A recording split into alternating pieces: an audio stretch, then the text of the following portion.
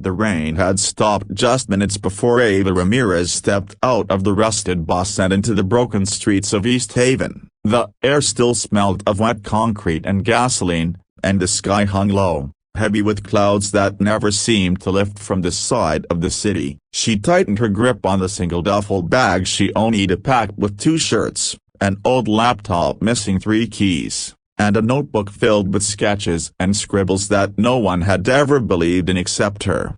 She was 18, alone, and absolutely certain of one thing: no one was going to rescue her. If she wanted a life bigger than the one she had survived, she would have to build it herself, brick by brick, breath by breath. Ava walked through the alley behind the diner where she had gotten a job washing dishes for $8 an hour. The manager, Mr. Lowell, was a tired man who barely looked at her when he hired her. "You work hard, you get hours," he'd said, not bothering to ask about her past or her age or why she kept looking over her shoulder as if something might be following her.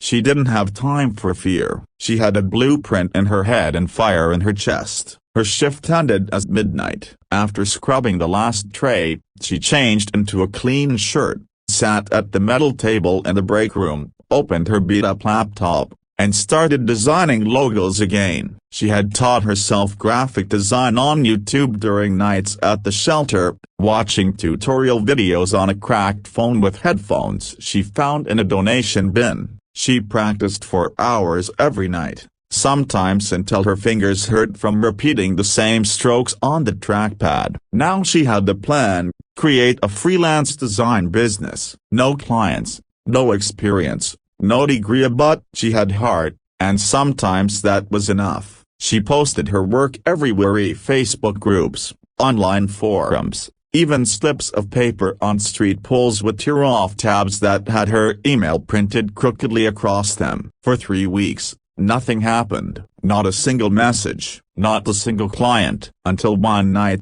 she opened her inbox and saw a message from Keller's Carpentry, looking for a logo, budget $40. "Can you do it?" Ava stared at the screen, her hands trembled. It wasn't much money, but it was a beginning. She spent 3 hours designing something clean, bold, and strong, the 2 intersecting K's forming the shape of a house. When she sent it off, she held her breath. 10 minutes later, she got a reply: "This is incredible. Sending payment now." Ava closed her eyes and exhaled. $40 wasn't just money, it was validation. It was the spark that could light a wildfire. Over the next month, word spread. Keller told 2 friends, one friend told a cousin told a coworker. Ava was suddenly doing 3 logos a week, then 5, then 7. She saved every dollar she could, keeping her meals cheap and her hopes expensive. She rented a tiny room from an old woman named Marie,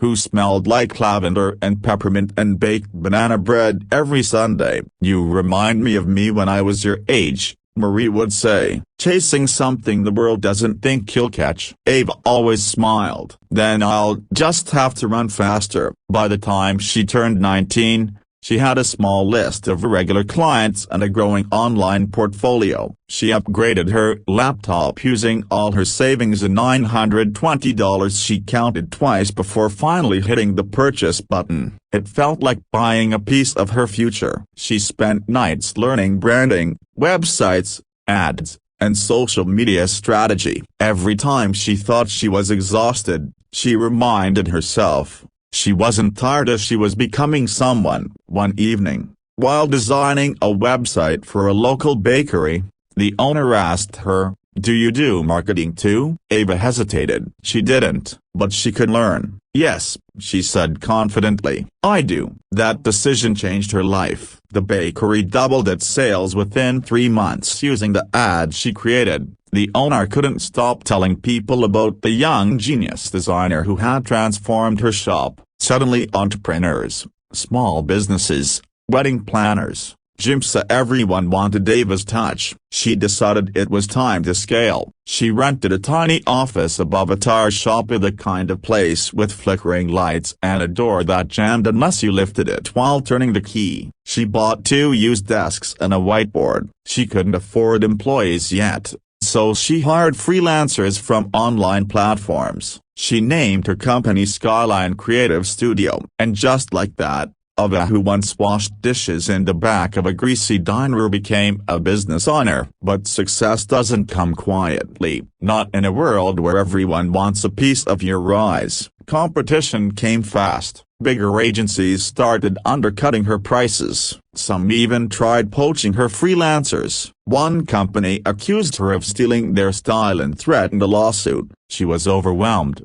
terrified, and nearly shut everything down. But she remembered the nights in the shelter, her fingers numb from the cold as she taught herself a world she didn't belong in yet. She didn't survive all that to quit now, so she adapted. She built systems, she diversified services, she learned contracts, legal rights, and intellectual property laws. She hired her first full-time employee, a shy coder named Malik who could turn any website into a masterpiece. Then she brought on a 2-person sales team, then a social media strategist. At 21, Skyline Creative Studio outgrew the office above the tire shop. Ava moved into a modern space with glass walls and sunlight that made everything look cleaner and more possible. Her team grew to 15. Her clients grew to hundreds. Her confidence grew faster than both. One afternoon, while attending a networking event in downtown Chicago,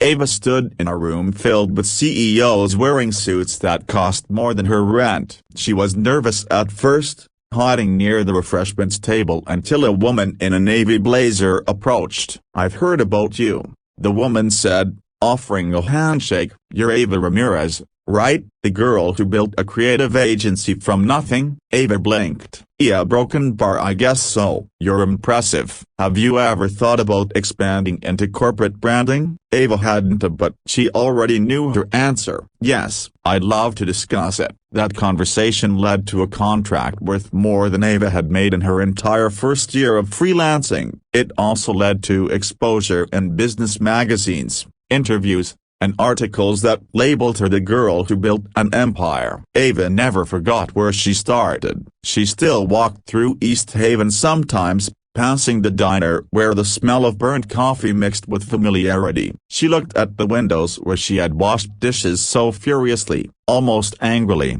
dreaming of a life that didn't exist yet. She didn't hate those memories. She honored them. She hired teens from rough neighborhoods, giving them internships and teaching them skills she once learned alone with a cracked phone. She donated laptops to shelters. She created a scholarship for young designers with no credentials but plenty of passion. She became the person she desperately needed at 18. One night, sitting in her office long after her team had left, she looked around the room filled with sketches, vision boards, and plans for the next quarter. The city lights flickered below her window, and she realized her life had become everything she once wished for and more. But empires don't end, they evolve. And Ava knew she was only at the beginning. When she launched her international branch at 25, the crowd applauded her success, her story, her journey from nothing to everything. Cameras flashed, partners shook her hand, influencers praised her. But Ava's eyes watered quietly, and not from pride,